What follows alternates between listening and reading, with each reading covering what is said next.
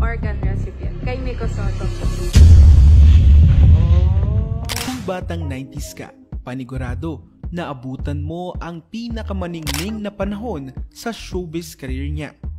Isa sa mga kinakikiligang natin ni Idol noon ang batang aktor na si Miko Soto. Ngunit noong December 29, 2003, naganap ang insidenteng kumuha ng kanyang buhay. Ngunit sa kabila ng pagluluksa noong mga panahong iyon, may magandang plano pala ang mga magulang ni Miko na sina Maru at Alice Soto. Napagpasyahan nila na i-donate ang ilang bahagi ng katawan ni Miko upang mapakinabangan ng mga pasyenteng nangangailangan nito.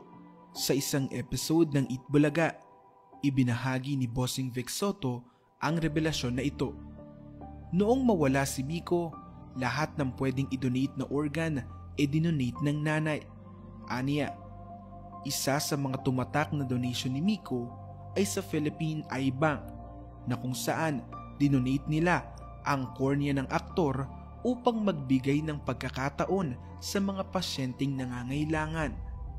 At sa matagal na pagkakataon, nagpakita sa publiko ang babaeng naging benepisyaryo ng nasabing cornea.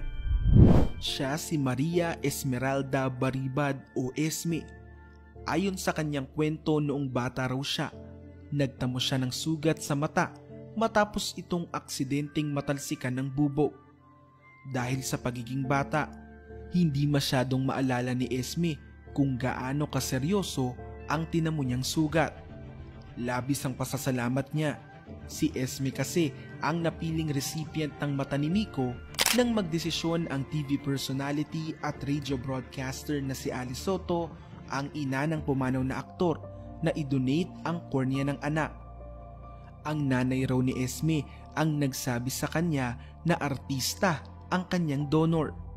Noong unay medyo nahihiya pa siya dahil aniya lagi raw siyang ini-interview sa mga TV program. Ngunit kalaunay nasanay rin daw ito.